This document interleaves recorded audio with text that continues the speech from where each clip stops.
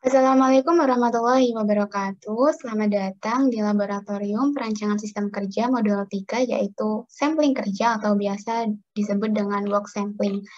Nah, untuk tujuan praktikumnya sendiri pada modul sampling kerja ini, yang pertama, mengetahui distribusi pemakaian waktu kerja, mengetahui tingkat pemanfaatan fasilitas kerja, menentukan waktu baku, memperkirakan penyesuaian dan kelonggaran bagi suatu pekerjaan, dan yang terakhir menggunakan hasil sampling kerja untuk melakukan perbaikan kerja.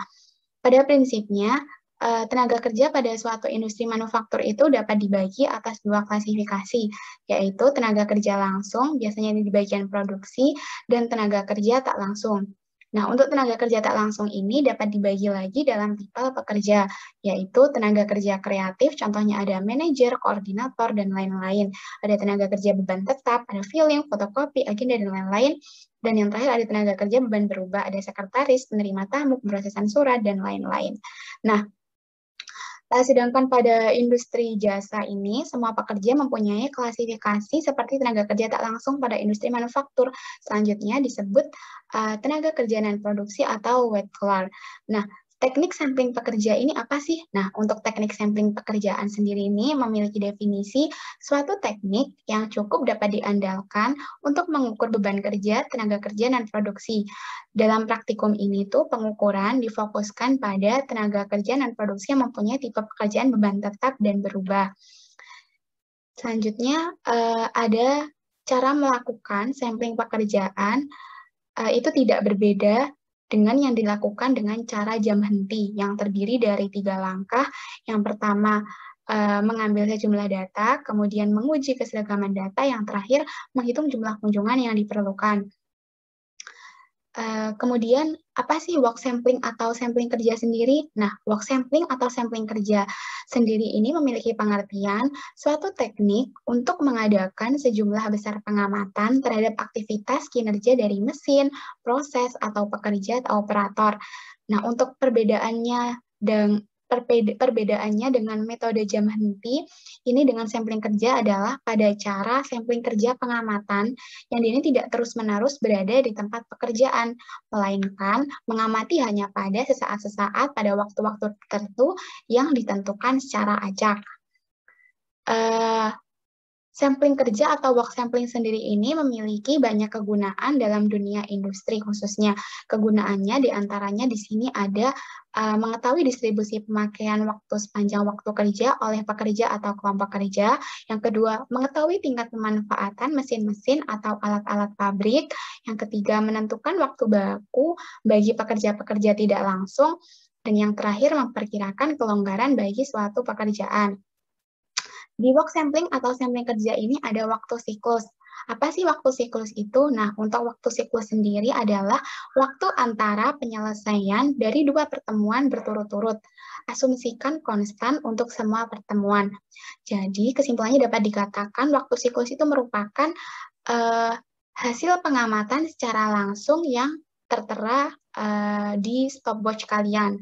Nah, waktu siklus ini tuh merupakan waktu dasar pekerja menyelesaikan pekerjaannya dalam kondisi yang ia terima di lapangan dan dalam situasi yang wajar.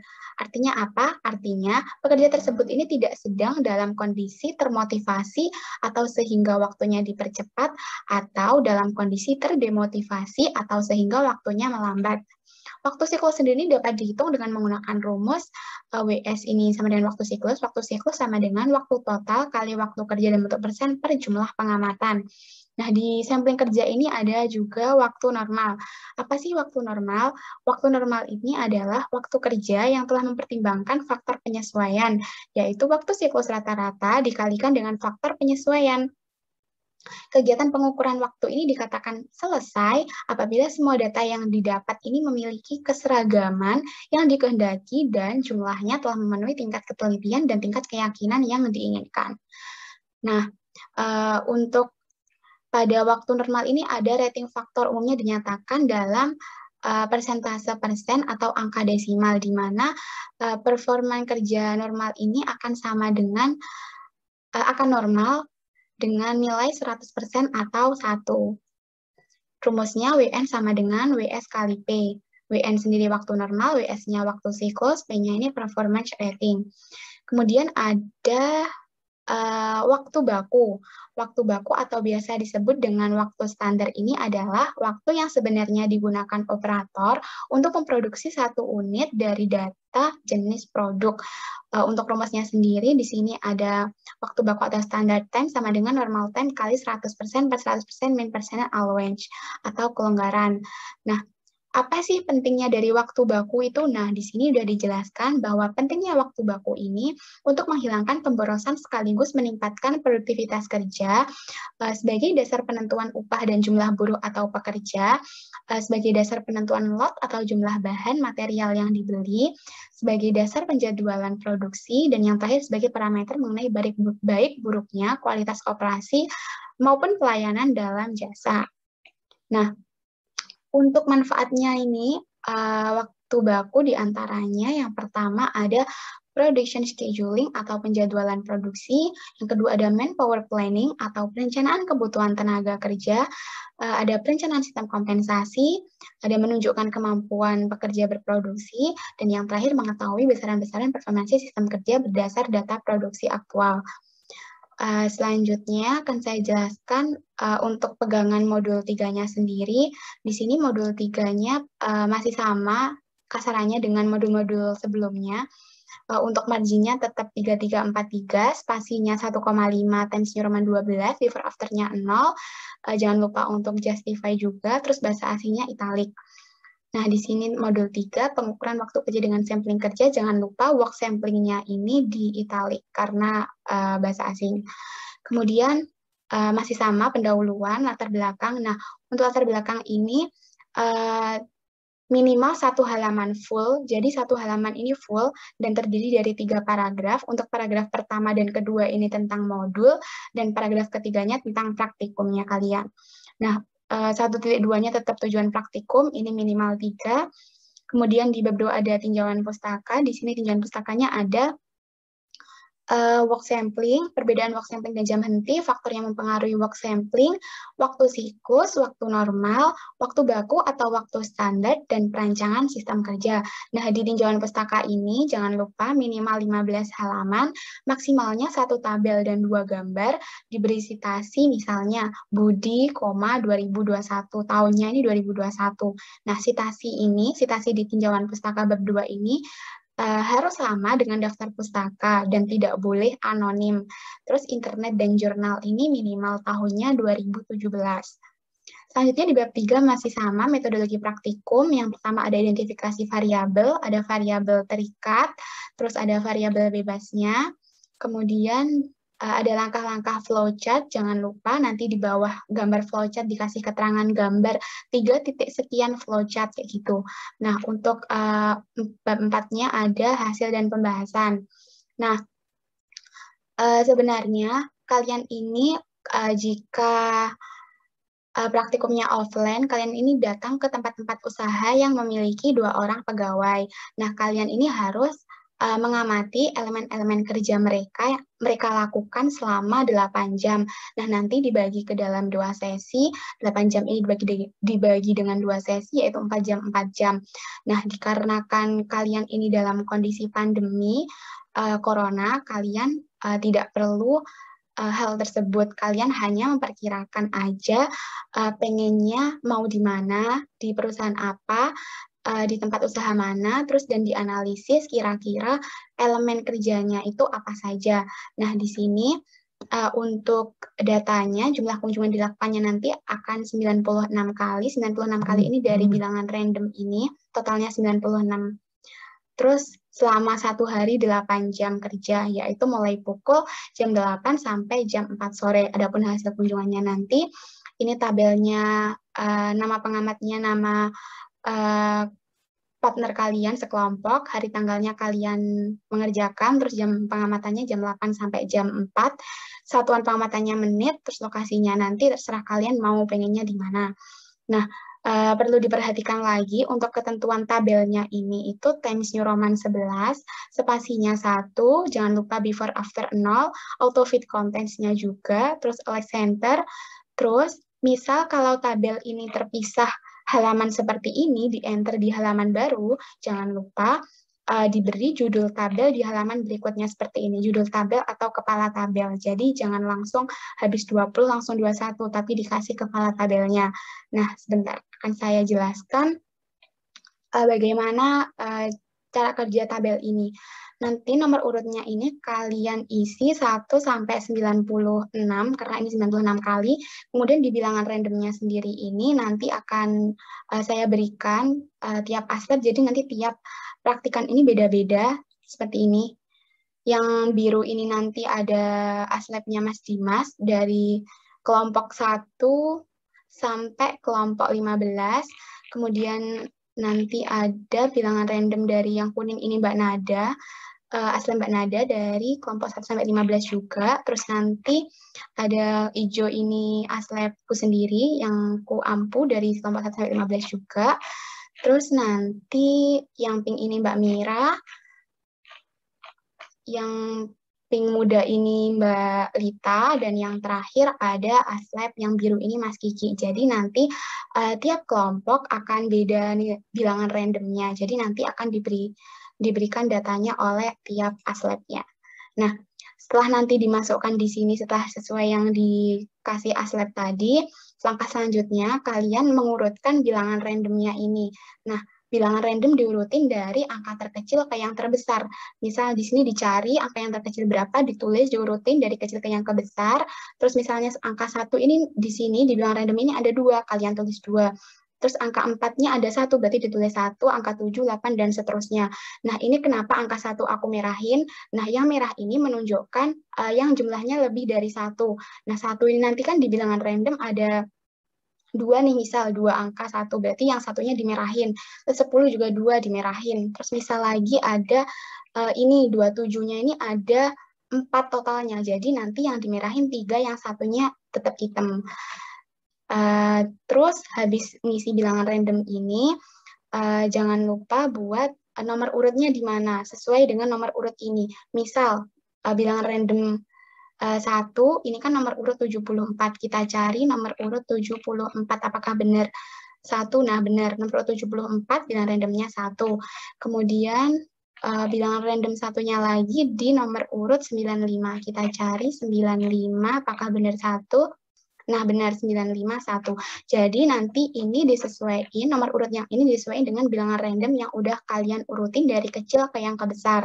Nah, untuk jam kunjungannya sendiri ini, karena tadi dimulai jam pengamatannya jam 8 sampai jam 16.00, jadi tiap satu bilangan random dikali dengan 5 menit. Misal nih, bilangan randomnya kan 1, kalian mulainya jam 8, berarti nanti jam 8 ditambah 1 ini dikali 5, berarti jam 8 lebih 5 menit. Misal 4 ini, berarti kalau bilangan randomnya 4, berarti jam 8, awalnya tadi jam 8 ditambah 4 ini dikali 5 menit, berarti jam 8 lebih 20. Begitu juga dengan seterusnya sampai 96 ini.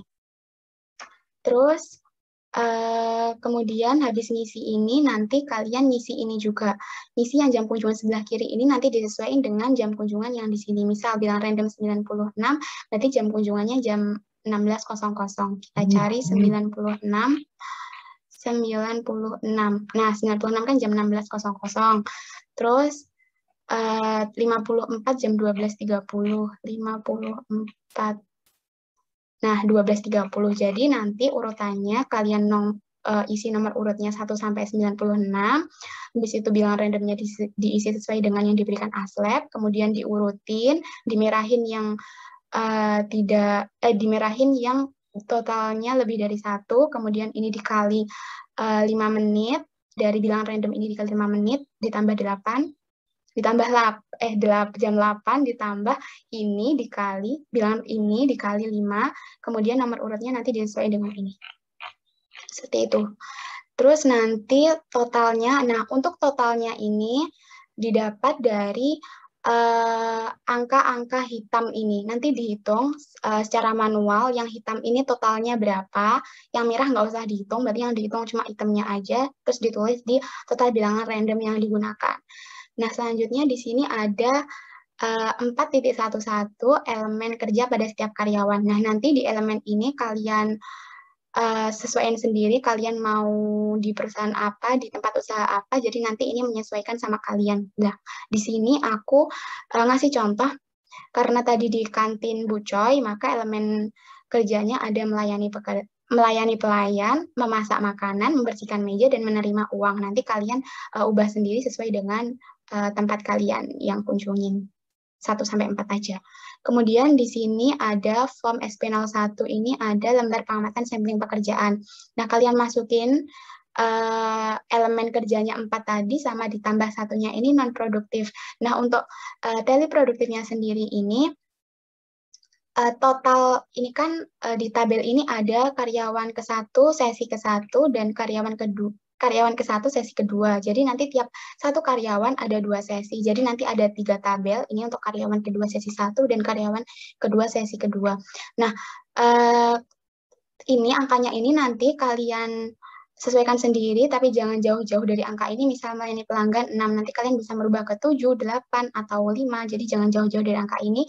Tapi nanti totalnya kalian bakal total karyawan ke-1 sesi 1, total tally ini, sama total ini karyawan ke-1 sesi kedua ini harus sama dengan ini kalau di jumlah total tally karyawan 1 sesi 2. Karyawan 1 sesi 1 2 hasilnya harus sama dengan total bilangan random. Jadi nanti misal ditambah 6 7 4 9 3 5 7 6 6 2 ini nanti kalau di jumlah hasilnya harus sama dengan yang di sini untuk karyawan 1. Untuk begitu juga dengan karyawan 2 sesi ke-1 dan karyawan kedua sesi kedua juga dijumlahkan.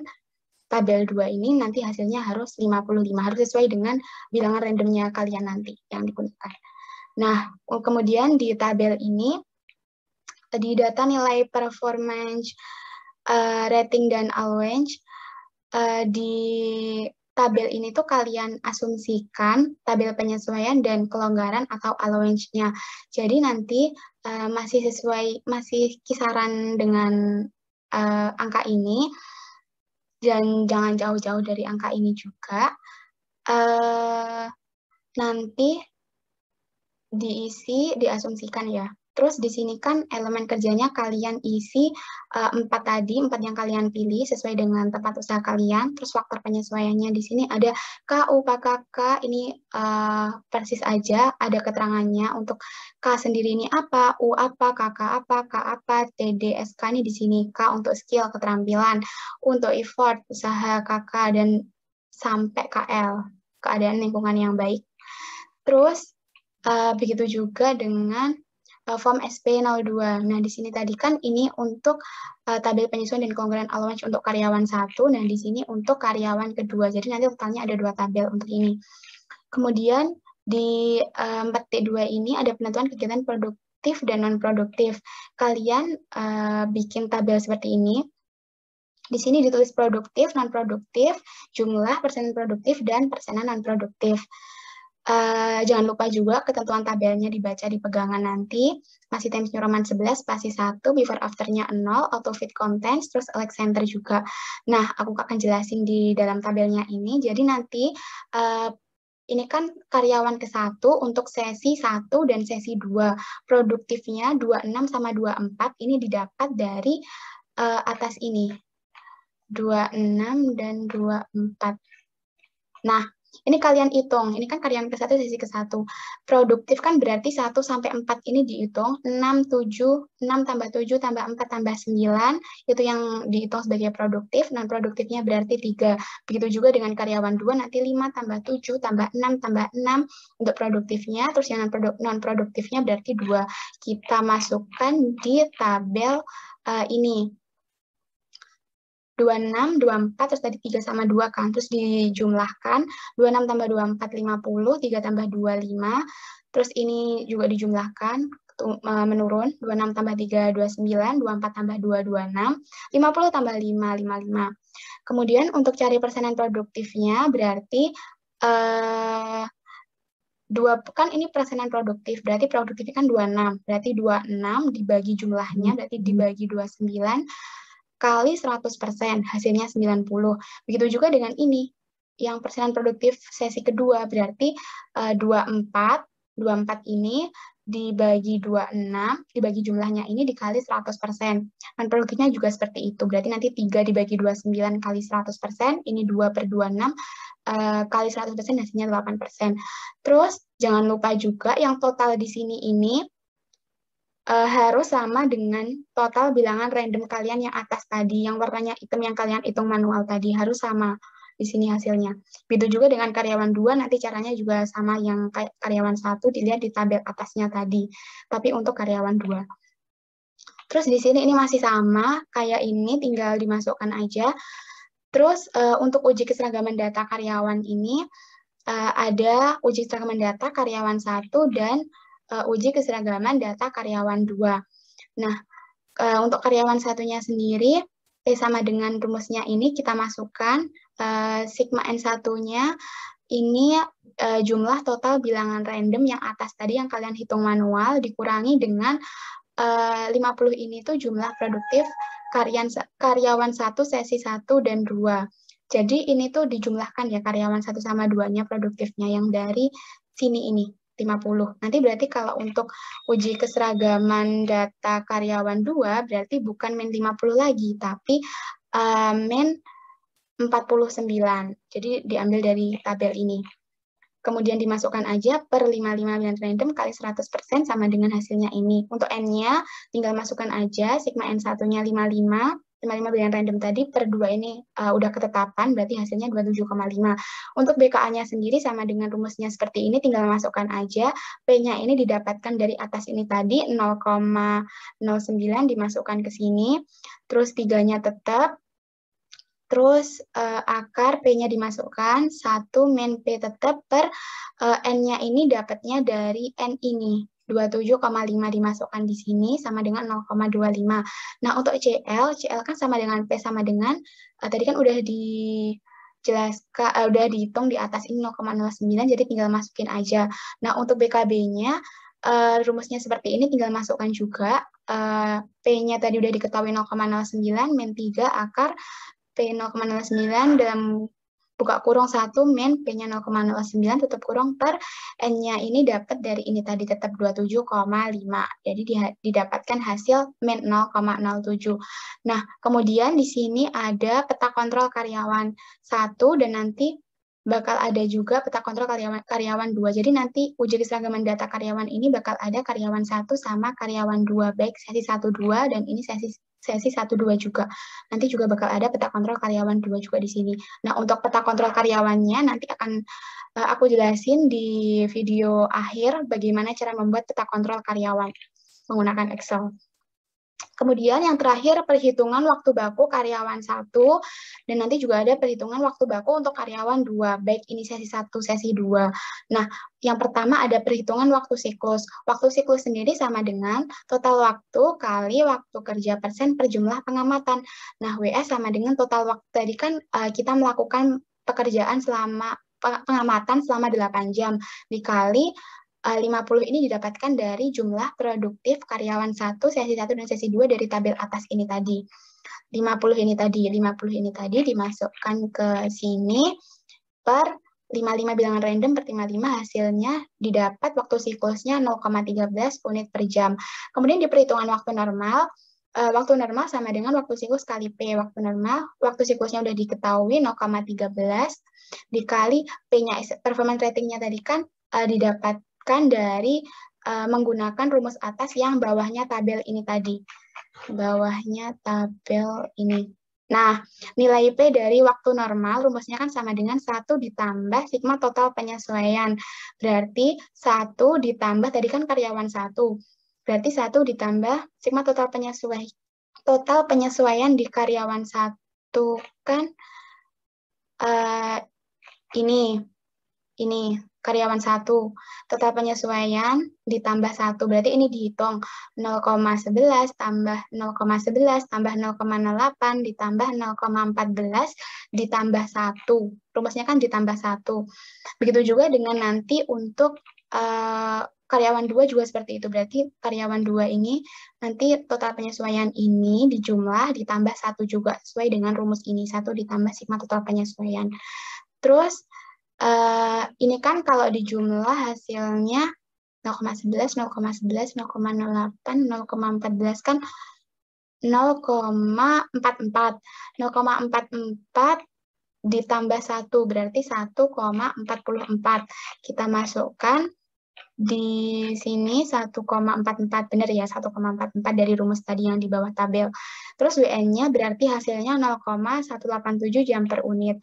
Terus perhitungan waktu bakunya, rumusnya seperti ini, nanti kalian tinggal masukin, WN-nya dimasukin 100% per 100%, min persenan allowance ini didapatkan dari menggunakan rumus yang ini tadi juga, dari bawahnya tabel.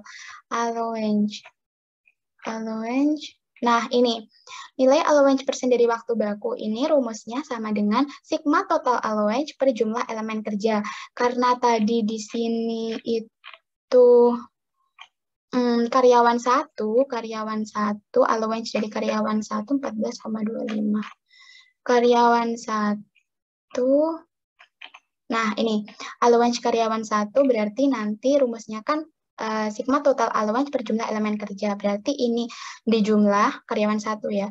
Dijumlah berarti 13,5 ditambah 15,5 ditambah 15,5 ditambah 12,5 dibagi dengan jumlah elemen kerja. Jumlah elemen kerjanya kan berarti ada 4. Berarti nanti ini dijumlah dibagi 4 hasilnya tadi ini kalau dijumlah dibagi 4 hasilnya dimasukin di sini.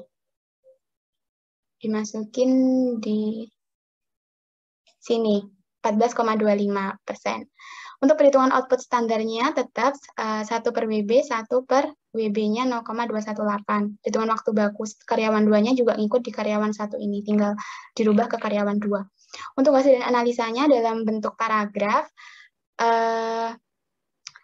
paragraf keduanya nanti diisi nilai produktivitas dan nilai non-produktivitas karyawan 1 dan karyawan 2 di sesi 1 dan sesi 2. Di paragraf ketiganya sendiri nanti berisi nilai waktu baku dan output standar karyawan 1 dan karyawan 2. Dijelaskan karyawan mana yang menyelesaikan pekerjaan lebih banyak jika dilihat dari perhitungan dari hasil perhitungan tersebut. Kemudian di sini ada kesimpulan dan saran masih sama, kesimpulan, terus sarannya minimal 3. Terus di sini ada daftar pustaka. Daftar pustaka ini tidak boleh anonim, minimal 2 buku, 2 jurnal, maksimal 3 internet, dan jurnalnya ini minimal tahun 2017. Jangan lupa diperhatikan lagi untuk daftar pustaka, formatnya seperti ini, lurus daftar pustaka. Daftar ini lurus. Terus rata kanan kiri kanannya juga diperhatikan. Terus jangan lupa untuk lampirannya di sini menggunakan tabel Westinghouse sama tabel kelonggaran. Dan jangan lupa untuk di lampirannya ini nggak usah pakai footer. Footernya kalian hapus aja, cukup sampai di daftar pustaka aja footernya. Mungkin cukup sekian, nanti akan kujelaskan dari cara membuat di Excel-nya, peta kontrol. Oke, di sini aku akan jelasin gimana cara membuat peta kontrol menggunakan Excel. Yang pertama di sini aku udah ada BKA, BKB, CL, dan non-produksinya dari non-produktif, dari karyawan 1 dan karyawan 2-nya. Nah, nanti kalian tinggal masukin aja angkanya biasa, BKA, BKB, CL, non-produktif, karyawan 1 dan karyawan 2. Selanjutnya, kalian ini blok aja yang karyawan 1, karena aku akan buat peta kontrol untuk karyawan 1-nya dulu, maka di blok aja. Habis itu pencet insert, recommended chart, pilih all chart, kemudian di line, pilih yang kedua, paling kanan sendiri. Terus oke. Habis itu kita rubah dulu, tadi mintanya peta kontrol karyawan 1. Kita rubah judulnya. Kontrol karyawan 1. Habis itu kita yang plus ini dipencet, dicentang 4 teratas. Habis itu yang ini, yang bawahnya plus, pilih yang 2 paling bawah. 2 paling bawah. Udah, habis itu klik kanan, select data,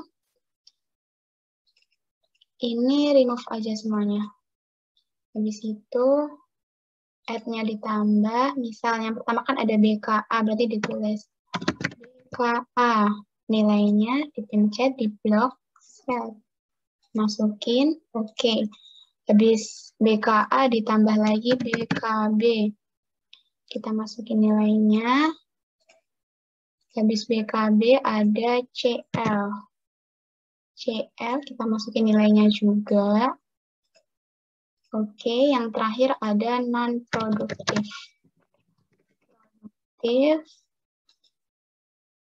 Ini. Bentar. Ya, dulu kita masukin. Oke. Di situ oke. Ini dikasih ke samping kanan aja, dikecilin, terus ditarik ke atas, taruh samping kanan sini, dibesaran aja.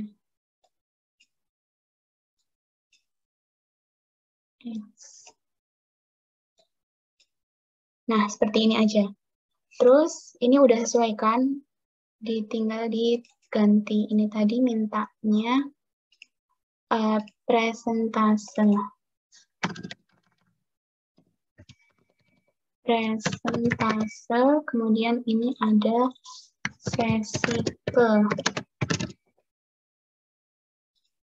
Sesi ke ini kan ada sesi 1, sesi 2, sesi ke 1 dirapiin dulu. Ini dipindah biar kelihatan sesi 1 dan sesi 2-nya.